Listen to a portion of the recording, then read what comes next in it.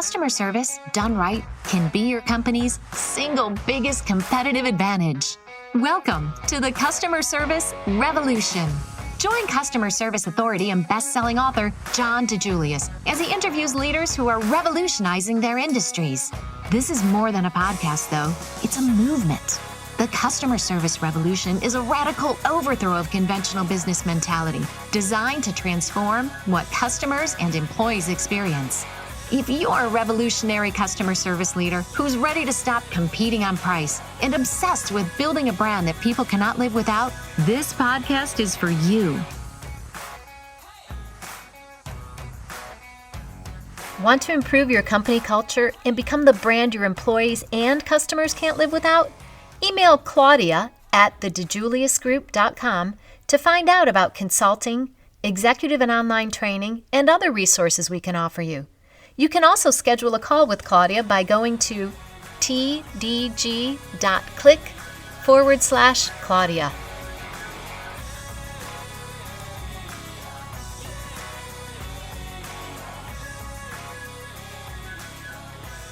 Welcome back, revolutionaries. Today, I get to speak to a longtime friend, Matthew Weiss, who is a lawyer, an entrepreneur, a filmmaker, and a public speaker. Welcome, Matt.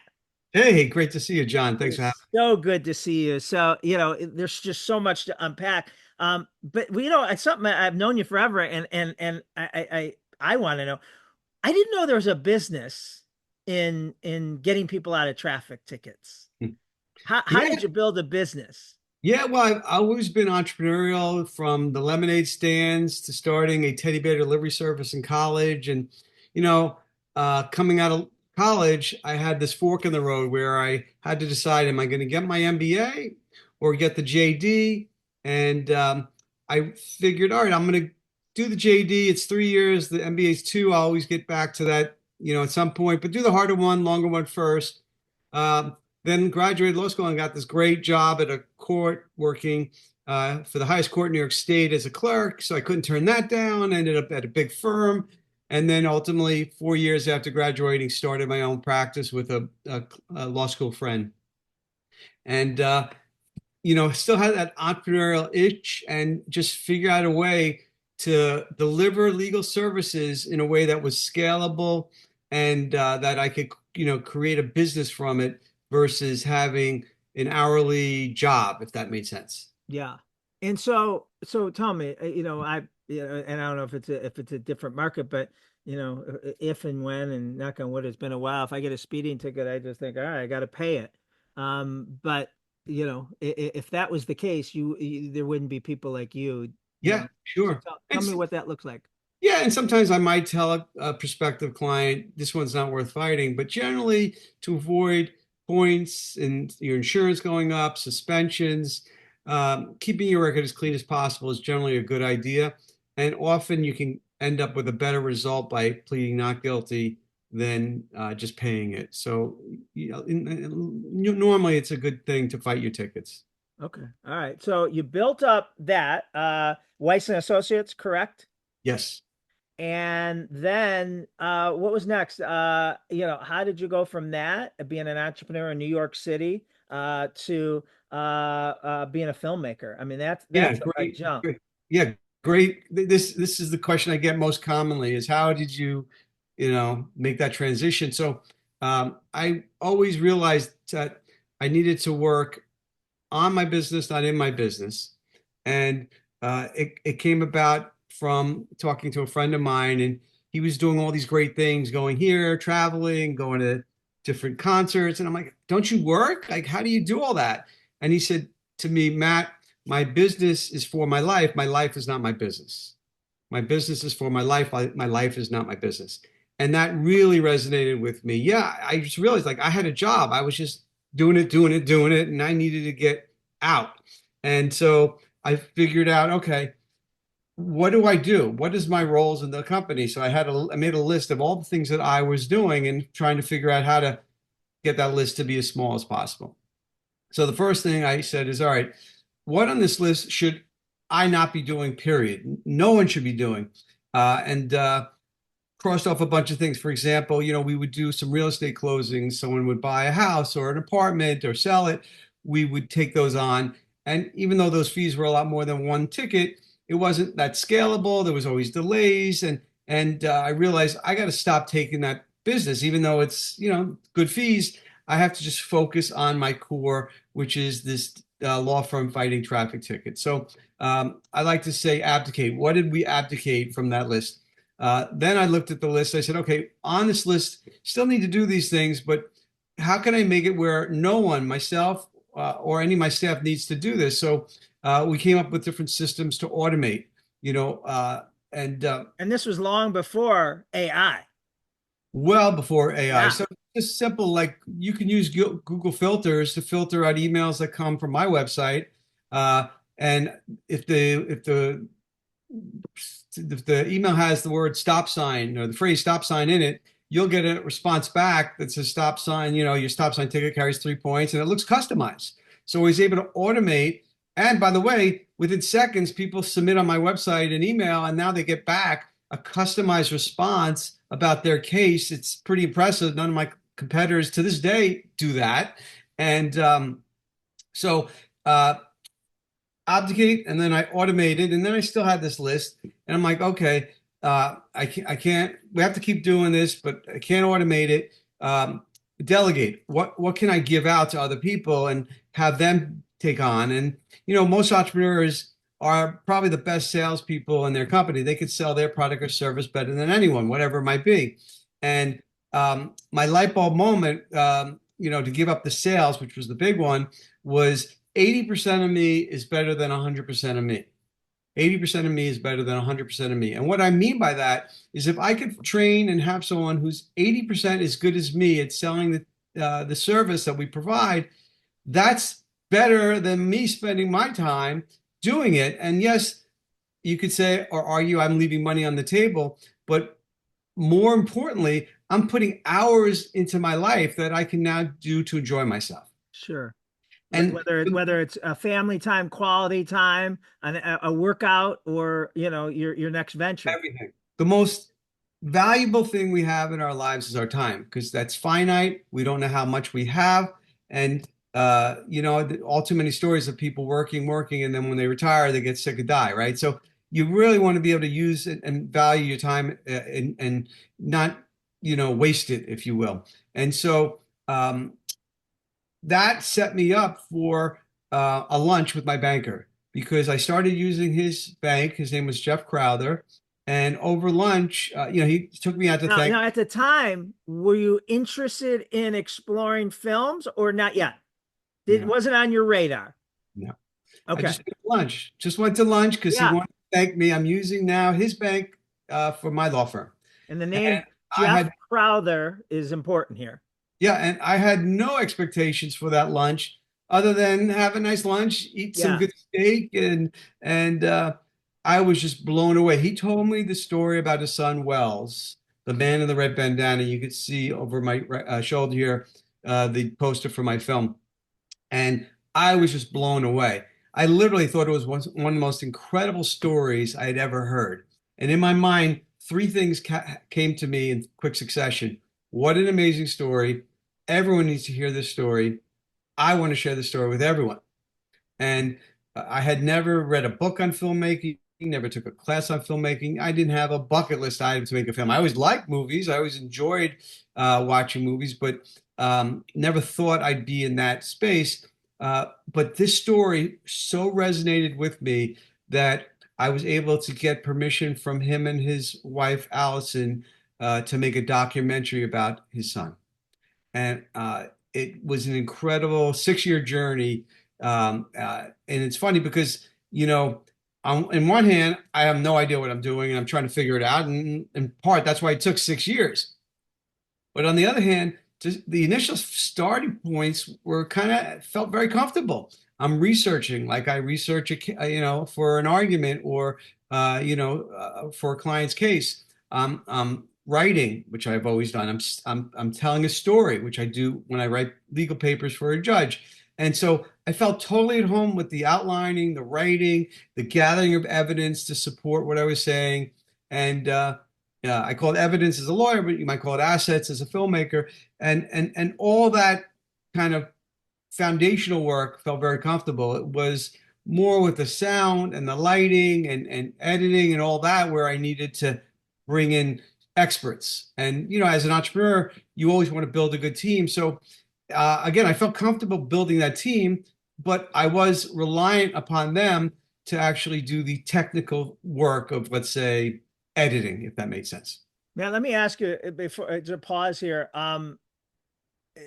It's usually when I go into something new, I underestimate what it's going to take.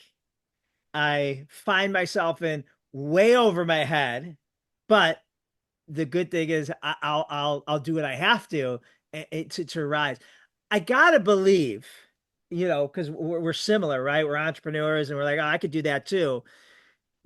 You didn't know what you're getting yourself into. Like, I mean, this had to be such a bigger project than you. Did you think it was going to take 6 years? Did you think it was going to take probably 23 hours a day for a while? I mean, I know I've seen the end result, I've seen the success, but I just can't imagine anyone would know what this would take. No, I actually, ignorance is bliss, right? Right. And if someone would have told you what it was, you were probably, I said, all right, not for me.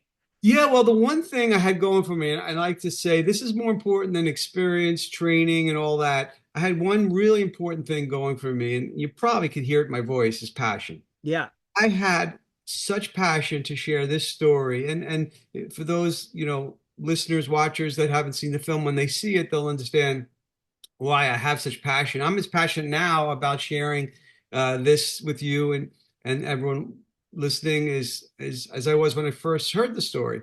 And uh, that got me through a lot of the Yeah. drudgery, getting it done and Because you knew what the end result was going to be, and that story needed to be heard. it needed to be heard. It needs to be told, and it's told every year. Every September, there's a swell of discussion about Welles. There's an annual Red Bandana football game in his honor. Yeah. Um, Boston College. yes, at Boston College, his alma mater. So the story, it's seasonal, believe it or not. Every September, the story is told again, and more people learn about it. Well, one of the terms that I think gets thrown around way too much, way too easily, and it could be in sports, it could be, whatever, is the term hero, right? Oh, he's a hero, she's a hero. And because we went above and beyond today. And, I brought you your jacket that you left, oh, heroic. On the this I mean there's not this is could be in the dictionary under hero. Let's tell our listeners, it's phenomenal. I got to see, I don't know if you'd call it a premiere, but when you were doing the tour for Entrepreneurs Organization, and had no idea. And I mean, just to the scale, I'm like, all right, my buddy Matt did something little here, and it blew my socks off. I mean, not a degree. The story itself is just it's almost like, come on, like Disney would turn it down, because and it's a real story. My all three of my boys have seen it. It's just done so well. Let's give them the cliff notes of The Man in the Red Bandana, about oh my God, what's his name? Welles Crowther. Welles Crowther. Yes, thank you. Yeah, and you know, to your point, the word hero is diluted, and you know, Wells was a true hero in the true sense of the words. But certainly we can do heroic acts. We may not necessarily be a hero by holding the door open for someone who's Yeah, walking behind us or giving up your seat on a bus. But we all yeah, have that ability to be heroic and selfless, right? And Wells selfless. Yeah, was the ultimate in selflessness in that he gave his life to save at least 10 strangers. this is all around. It happened on 9/11. Correct. So Wells was on the 104th floor of the South Tower. That's the one with the bandana around it. And he had reported early to work. And He was working in the building as yeah, a financial. he was an equities trader Okay, for called Sandler O'Neill. okay. And he got to work around 8ish that morning, and he actually heard the plane struck the North Tower, which got hit first, and then he actually was able to call a friend, and then the South Tower got struck, his building. He was able to leave a voicemail for his mom because she didn't pick up. And needless to say, his parents and his sisters were, very concerned and distraught. And then Jeff Crowther, my banker, he saw the building come down and fell to his knees, and he said, "Lord, please take me in his stead."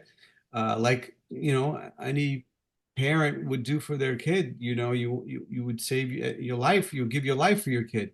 And days went by, and despite hope and searching, calling hospitals, putting up flyers. After a little over a week, they realized he didn't make it out of the building, and they were never going to see him again. So to them, he was one of the victims. He was definitely a victim. He was uh, obviously they were devastated, and like most families from 9/11, they had to have a service about 30 days after the 9/11 for him without a body. It wasn't a funeral, it was just a memorial service because most bodies had not been recovered by that point.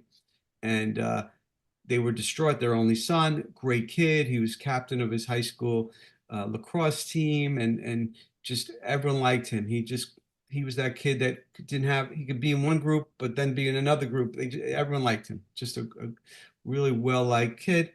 And you can't put words in what it's like to lose a child, and they were utterly devastated. And I will pause here to say, for me as a traffic lawyer who's now making his first film, this was a weighty responsibility. In my mind, my heart, the last thing I could do was let this family down, right? I had to make the single best, most comprehensive. You only get one shot to tell this story. Right, because they've been through so much heartache and cry every day to this day for their, I couldn't give them more heartache. I had to, give them joy and give them some solace. And so I felt that responsibility. In fact, the only two people I cared about their review, because you get reviews with these films, right, is the parents and how they felt about it. So Allison, Welles's mom, she never stopped looking for Welles.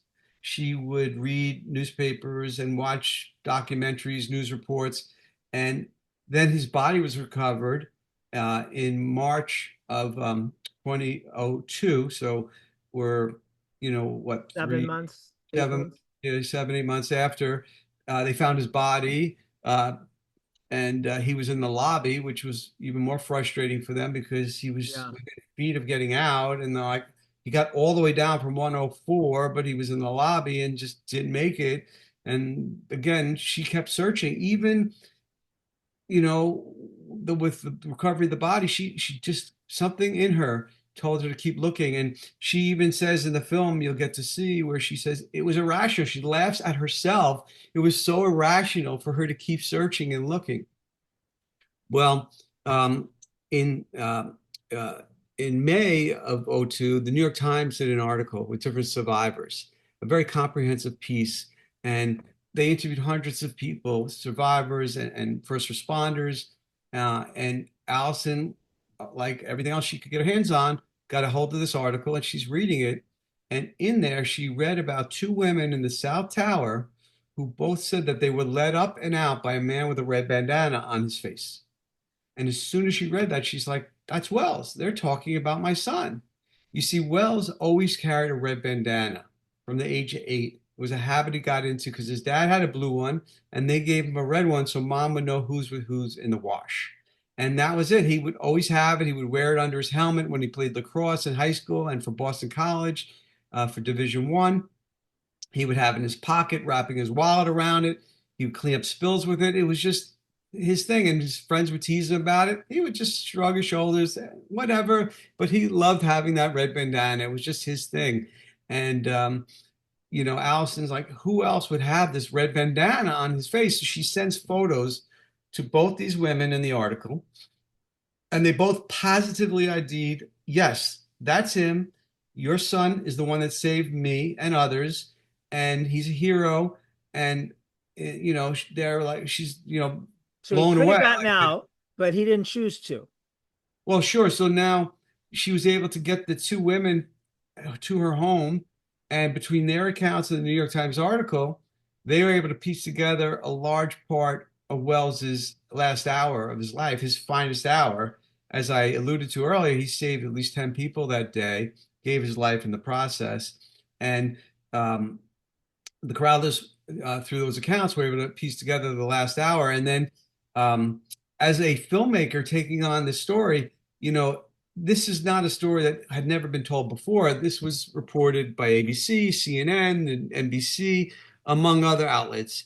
And as a filmmaker who's writing and directing a film about a story that's been told, you don't want to simply just rehash what's already been told, right? You want to add to the story. You want to build on that story, and that's one of my goals, right? Is to add to it. And so I was able to find some additional survivors that the Crowthers didn't know about. I was able to pretty much piece together his entire path of what he did that day and where he went. And I'm, really proud of those, among other things, that added and advanced Wells's story. So it turned out he uh, stayed to help get people out. And then when the tower got struck, he was above where the United Airlines 175 hit. So he's on 104, and that was struck much lower in the high 70s, low 80s. And so he came down to this, and it was just utter carnage, smoke, fire, melting steel, people dead, people injured, people trapped under heavy debris. And he put on that bandana to protect his his mouth and the air that would come in, and he went to work. And he led a group. He found the only working stairwell. There was only one functioning stairwell, which we explained in the film why one of the three was working, and what architectural fluke led that to make it available for people to take. And we explained why a lot of people didn't actually know about it, but Welles knew about it, and he led a group down, including a woman who was injured. He had to carry her on his shoulder, and he got that group down from 78 down to 61, and then left Oh, them. how old was he at the time? At the time, Welles was 24. Oh. And so he led that group, left them at 61, and then went back up to lead another group down. And he helped them down. He went down 4 or 5 flights, told them where to go, went back up a third time, and led yet a third group down. Ultimately, he realized that he needed help, and there wasn't much more he could do. He needed, a Jaws of Life, and some other tools to help extricate people. So he left after those three groups, got down to the lobby, and he found a group of firefighters that were figuring out where they were going to go and how they were going to go up. And he says, I know the way. He knew the stairwell that was working. He said, come with me. And he ushered them over. And that's when the South Tower came down. And he was in the lobby as they were heading towards that functional stairwell. So it's just an Listen, incredible story. it is an amazing story, and just even in your words, don't do the film justice. It's incredible. It's gripping. There's not a dry eye in the room, but it's a inspiring story. And it's won awards. And where's the best place we could send our listeners to? I know it's on Amazon. It's on, a lot of the big streaming. Is there one? Amazon Prime is probably the best place. Yeah. You can see it on Tubi. If you Google it, YouTube, you could watch it. Yeah. Just so incredible. What I was blown away, obviously, was that for 8 months, this family, obviously, they were devastated, but totally in the dark as to what happened, and really didn't know much. And that a piece of fabric, that a bandana, could lead them to not only ease their pain a little, manage their pain better, but also uh, create a national hero. He's remembered throughout the country in so many ways. There are babies named after him throughout the country. There's artwork, there's songs written about him. It's just incredible the legacy that he has. And that was another piece that none of the prior projects that discuss Welles and stories dove into his legacy and how he's remembered in so many different ways. And so we're proud about that aspect of it too. The ending is really inspiring and uplifting, and that's to your point. Yes, it's devastating. Your heart will break. You may shed a tear when you see this, but then you get built and lifted up when you Yeah. hear his heroics. You can't help but be inspired, and then you hear how he's honored in so many ways. And again, you get even lifted higher. And finally, I won't spoil it, but finally, at the end of the film, I share a secret that Welles had that is just so poetically beautiful. You can't make it up. It's just so amazing. And it just leaves you uplifted. And I feel like I don't know of any stories, true stories, that is, that are so heart-wrenching. It's so um, um, sad, but yet you get brought down, but then you're brought up, up, up, and inspired so much by Welles. And I think of him, and he's a model for me. If I'm not sure what to do, I would say, what would Welles do for? Right. So that's to me what led me to figure out, without any experience, without knowing what I was getting into, a whole new transformation. what a way to do it out of the gate. I mean, you crushed it. We talk obviously on this podcast about, great customer service. I mean, that's human service. And, I like to think that, if I was in that situation, I would do something similar. It'd be a stretch. I mean, there's not, but what he did, it was amazing. And the way you tell the story is just incredible. And it does it after you watch it. You do look for opportunities to be nicer and kinder to people. And that's, the thing. So what's your take? What can we learn from Welles? I feel like just thinking a little bit less about ourselves and a little bit more about others.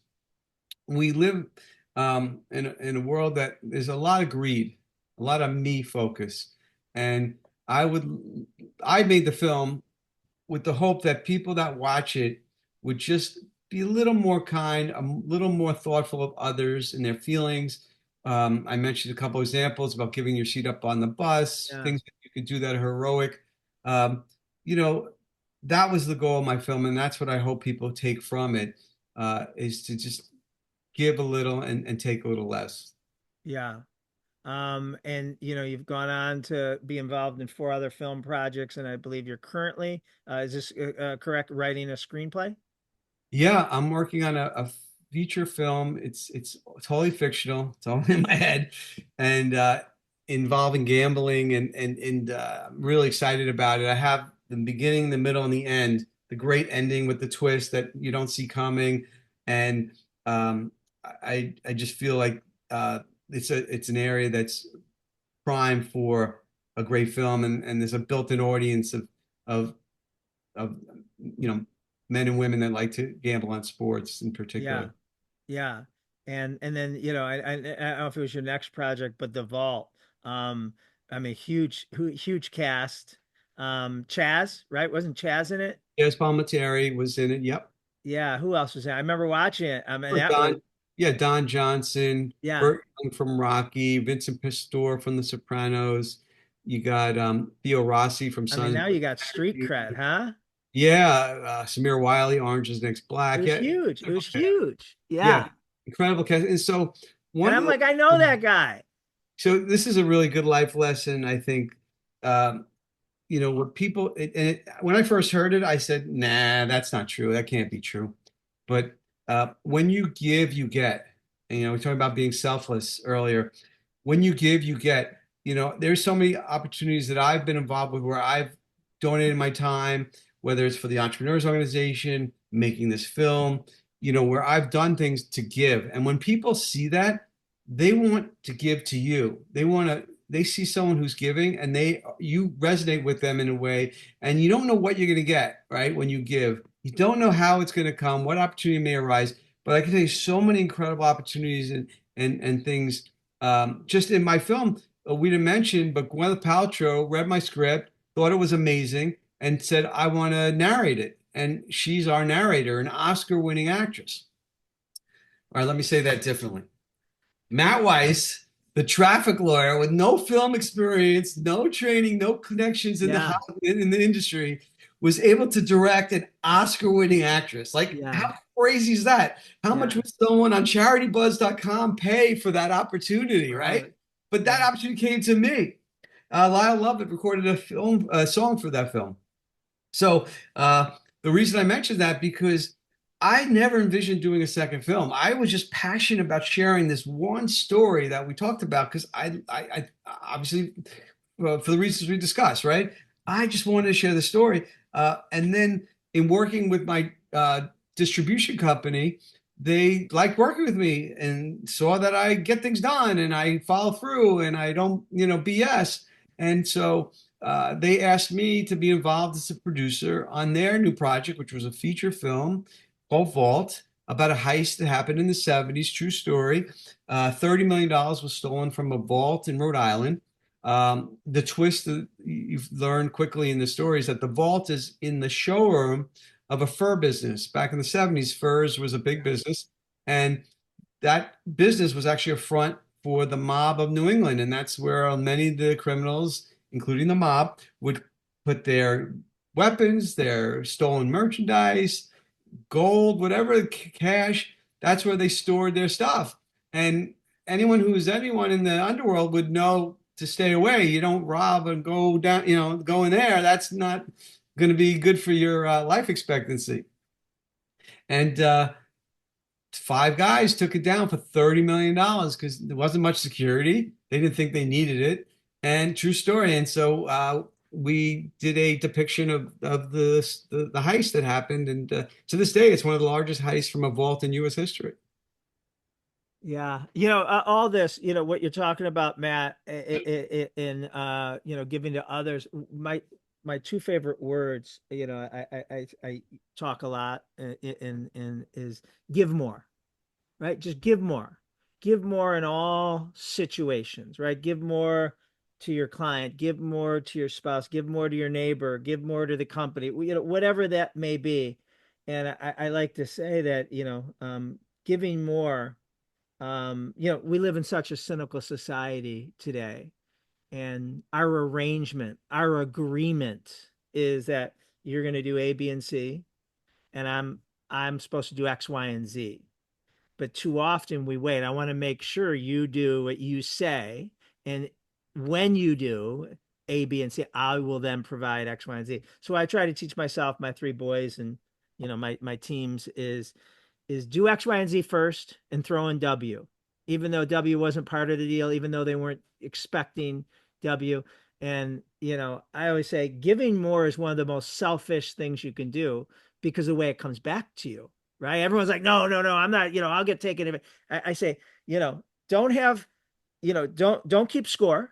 Don't wait, don't keep score, and don't have a good memory.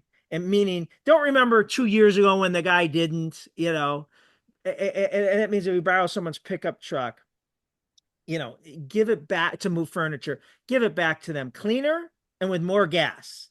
How much gas did he give? It was only on a quarter. Okay, no, fill it up, right? And it just the way it comes back. And Matt, you live that. I'll finish with a story that is near and dear to my heart. So I it might have been spring of 2008. I speak for EO New York. And I don't know if you were just an attendee or you were on the board, or I can't remember your involvement other than you were there. Do you remember? I think I was the learning chair. Okay, I couldn't remember if that's so during it, for some reason, maybe during the book signing or something, you were telling me, your office is right over there, and that the Macy's Day Parade goes right by it, and you and your family get to see it. And I laughed. I said, my wife's dream is to go to the Macy Days parade, and I've told her that's never going to happen. I go, well, at least not with me, because I hate cold and I hate crowds, and I'm just not going to do it. And you didn't say anything. I don't think you said anything there, but I don't know. A few months later, as it gets closer to Thanksgiving, you reach out to me and say, John, I remember you telling me your wife, blah blah blah. I would love for you to be your wife, and your three boys to be my guest. And listen, first off, you made me look like a great husband, which was not an easy feat. But I got to give that gift to my wife. We came and we enjoyed that Thanksgiving Day with you and your family, Yeah. and it was just an incredible event. We still watch videos of it. As you know, it was the last trip my wife and all of us took together, because unfortunately a few months later she got killed in a car accident. So but that's you, that's who you are. And it's not that, but you remember what people say. Mhm. And there's a lot of people you could have invited that you're a hell of a lot closer to than I was at that time, of just a guy that was brought in to speak to your EO organization. But you did that for me and my family, and we watch it often, and it has great memories. So this whole thing, what you've done and what you've built, and just the person you are, doesn't surprise me at all. Oh, thank you. Thank you. Yeah, that was a special thing. I remember literally I was learning chair and I was trying to figure out how can we find a space. And I went up the parade route looking at every second floor business and knocking on doors to find someone who would rent us the space, because you want a good perch overlooking the parade, right? You don't want to be on the ground floor. You want to be above it, but not too high. And that was a fun day because I actually found a place. Yeah. And it was great to have you there and your family. And we did that like 4 or 5 years in a row until it got kind of played out. But people loved it, and that was a lot of fun, great event. Yeah, well, you're great at capturing things and creating memories, and so what's next? I mean, I know you're going a million miles an hour. I know your wife and three kids are the most important thing to you. What's this all mean? Well, how do you wrap this all up into your life? Yeah, it's I like to tell people that we've all gotten gifts, Christmas gifts, birthday gifts, but for me the greatest gift that was ever given to me was when the Crowther families gave me permission to make this film about their son. What a way to be connected to Welles, and his heroism. I've gotten standing ovations for the film and a lot of awards, and I always tell the same thing. I accept these on behalf of Welles, because Welles, I just was conduit to share what Welles Narrator, yeah. did that day, and his heroics. But to be associated with him and connected with him in any way is an honor for me, and certainly something that's part of my legacy now. And when you do a documentary, if it breaks even, meaning if you can recoup your investment, your costs to make it, it's considered a success. Most documentaries lose money, right? How often do you go to a movie theater and buy a ticket to see a documentary? Not too often, right? So, with that in mind, I couldn't ask other people to invest. It wasn't an investment. It was just asking Right. people to lose money. I was going to It was ask people donations, my if passion, any. right? A donation. So I just funded it myself, and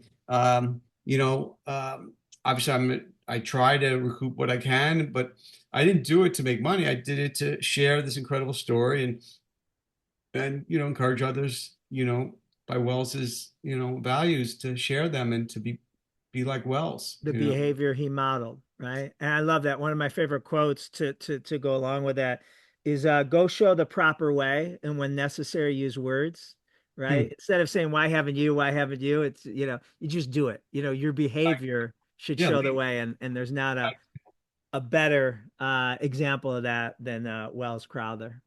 thank you. Yeah, incredible, and such an honor to be involved with his story. And going forward, I've been involved with 4 films now, and did a short pilot, wrote 2 scripts, and I'm writing this other one now that I mentioned earlier involving sports betting, and keep enjoying it. And as a lawyer, you can be creative, but only to a certain extent within certain construct. But as a filmmaker, you have a lot more ability to be creative, and I'm super excited for what I'm working on, because I think it's somewhat groundbreaking and unique, and I can't wait to just have something where we can start producing it and start making the film. Yeah. Yeah. So for people to learn and follow you, I have, your LinkedIn, Matthew Weiss. In the show notes, I have where they can find the and watch the documentary "Man in the Red Bandana." Anything else we want to share with people to learn more about you? Yeah, MatthewWeiss.com. I was able to buy my own URL, which is pretty cool. Sorry, MatthewWeiss.com. Correct. All right. Thank you, John. Matthew, Matt, I appreciate so much, our friendship and how much I've just benefited from knowing you, and you're an inspiration in all that you do, and the way you do it. There's a lot of entrepreneurs that do a lot. It's your approach to everything that is really admirable. Thank you so much for being on the podcast. Yeah, thanks for having me. Appreciate it, John. All right, Revolutionaries, we'll be right back after this.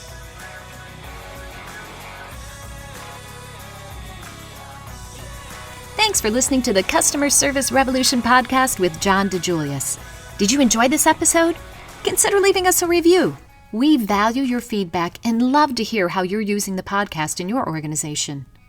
To hear more, be sure to subscribe now on iTunes, Spotify, or wherever you listen to podcasts. Thanks for being part of the Customer Service Revolution.